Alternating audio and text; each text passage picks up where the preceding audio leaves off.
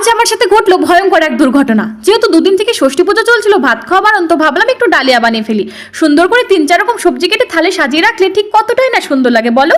তারপর রান্না করতে করতে দেখি কিচেনের জানালায় কাঠবেড়ালিটা এসে হাজির। ভাবলাম একটু ওকে গাজর কুচি করে দিই, ও বসে বসে কোটর কোটর করে খাক। আবার দেখলাম এত কাছে থেকে ওকে দিতে গেলেও ভয়ে পালিয়ে যাবে। ছাদে চাল দেওয়া আছে, ওটাই গিয়ে খাকগে।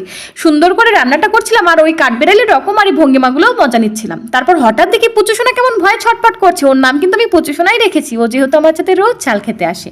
যাই হোক, দেখি ও খুব ছটফট করছে। আমি রান্না করছি আর ভাবছি কি হলো ওর। দেখি একটা বড় সাপ ঠিক যেখানে ও বসেছিল সেখানে এসে হাজির। ওকে কি করে আমি বাঁচাবো, ভয়ে যে আমি জানালার কাজটাও খুলতে পারছি না। কিছুক্ষণ পর দেখি পুচুর পেছন পেছন সাপটা দেওয়াল বয়ে চড়ে গেছে। তারপর যে কি হলো আমি কিছুই দেখতে পাচ্ছিলাম না। সেই যে পুচুর চোখের নিমেষে 1 সেকেন্ড অদৃশ্য হলো। বেচারাকে আমি কাল থেকে আর দেখতেই পাইনি। বারবার ছাদে গিয়ে উকি মারছি। পুচু সোনাটা যে একবারের জন্য চালটাও খেতে আসেনি। কি যে ঘটলো ওর সাথে আমি জানি না। কবে যে ওকে আবার আমি দেখতে পাবো। আবার